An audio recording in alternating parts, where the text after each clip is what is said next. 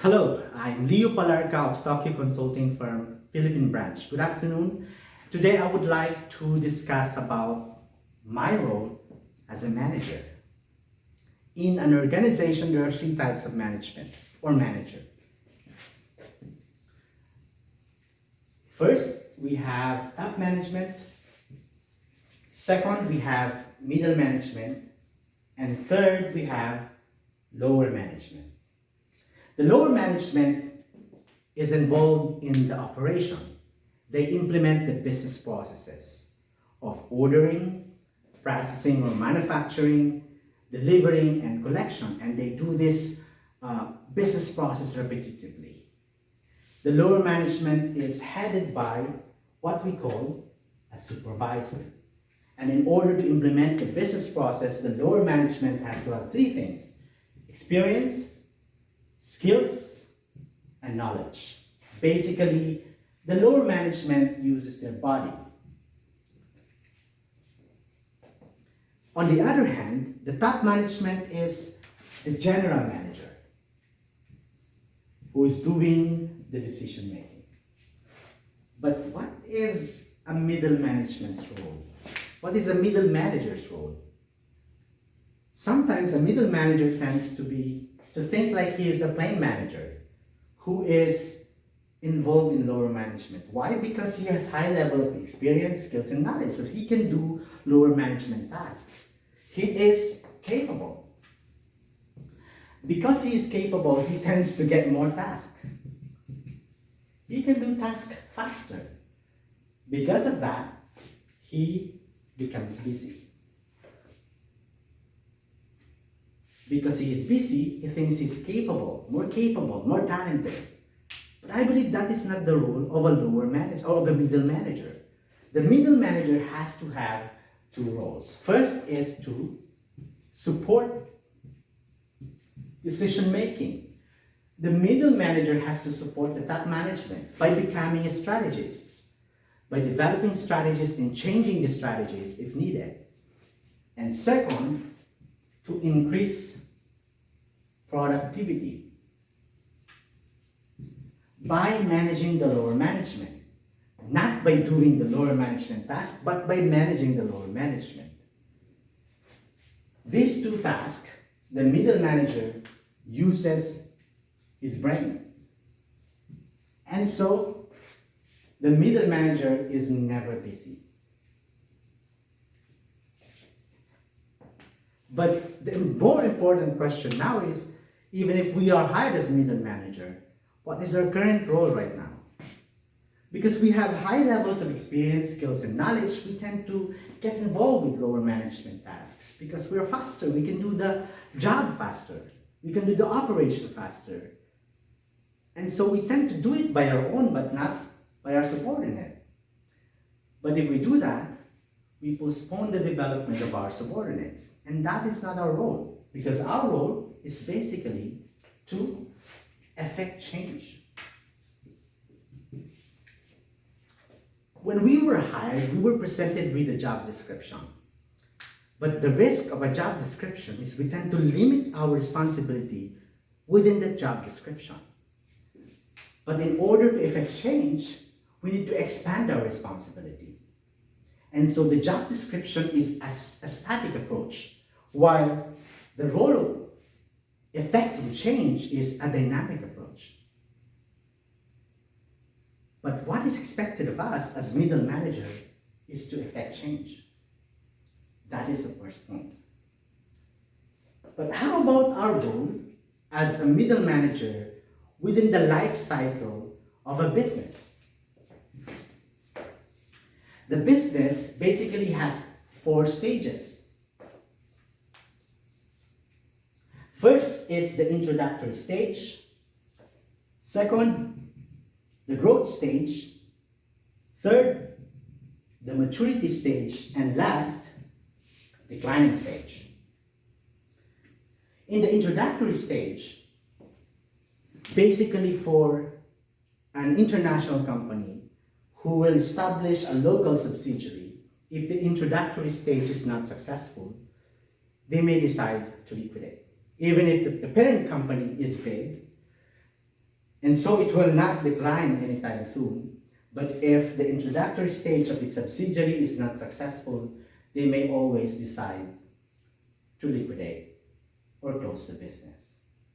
And so, what is our role during the introductory stage? I believe that during the introductory stage, we should be entrepreneurial. We should act like an entrepreneur. So how can we become an entrepreneur? As an entrepreneur, we have to have high levels of strategy and high levels of implementation.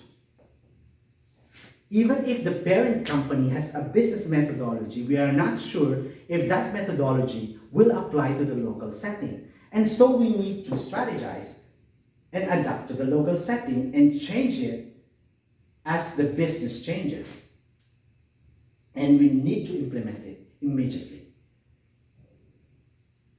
How about during the growth stage?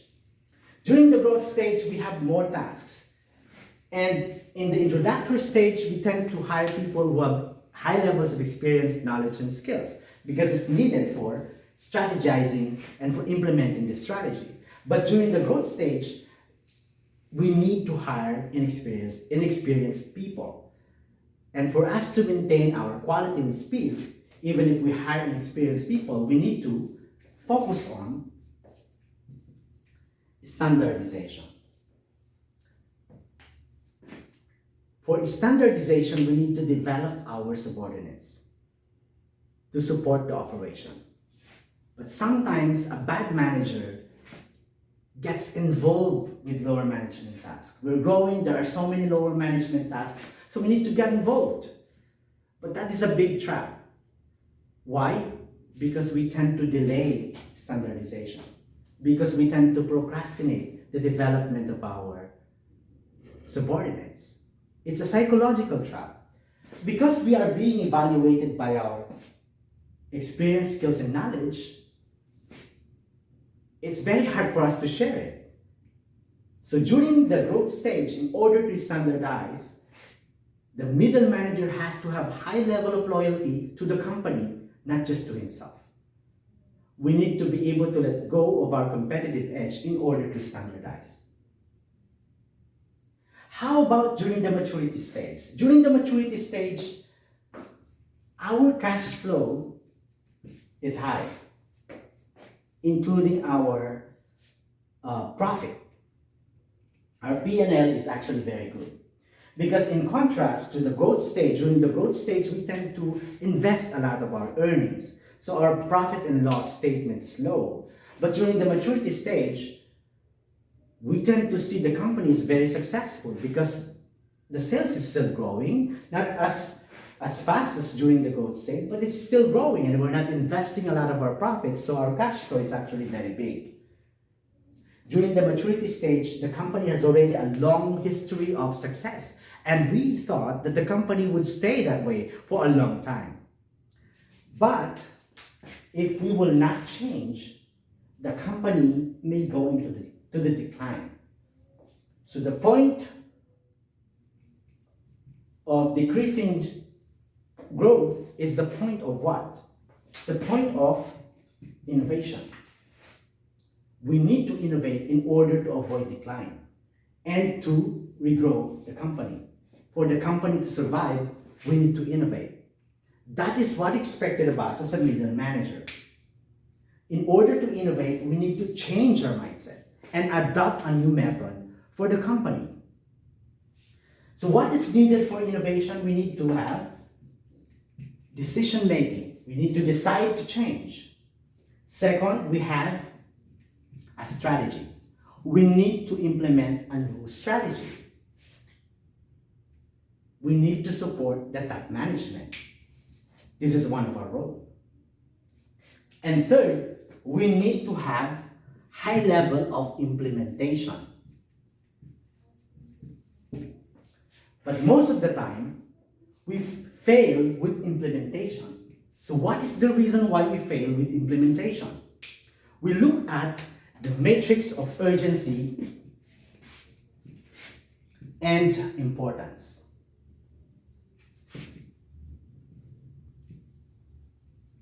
We have quadrant 1, 2, 3, and 4.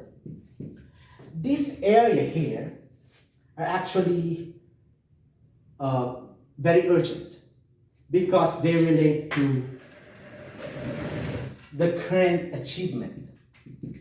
For example, when we receive a complaint from the client, we need to resolve it immediately because it affects our current achievement. If we will not resolve the complaint, the client may go away. So our profit and loss will be affected. So this area here represents our current achievement, and it's actually 95% of our profit and loss or balance sheet. It affects our budget sales. Budget sales, 95%. But this area here is actually relating to our future achievement and only relates to around 5% of our budgeted sales.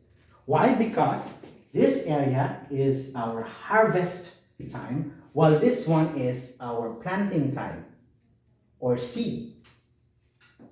So we tend to ignore our future achievement and focus on the current achievement. Why would a middle manager focus on current achievement? Because current achievement is a role of a lower manager.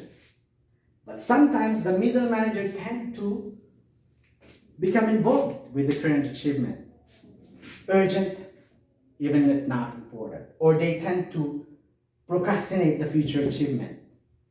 They tend to postpone the future achievement because they're very busy doing current achievement. Why? Because number one, again, the middle management has high level of experience, skills, and knowledge, and so he thinks he gets involved with current achievement, he becomes busy. Number two, because it involves 95% of our budgeted sales, our profit and loss, he gets evaluated with the current achievement. So he focuses on what actually increases his evaluation. And number three,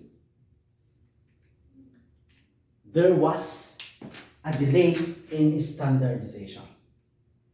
So during the growth stage, the middle manager delayed the standardization. And so in the maturity stage, if he needs time to implement future plans or innovation, he cannot do it because there was a delay in his standardization. He needs to get involved in order to support the lower management. And so innovation cannot happen. But innovation is very important in order for the company to survive. And we as middle manager is expected to become innovators, to effect change. That is what is expected of us as middle manager. But it's up to us how we can achieve this. Thank you very much.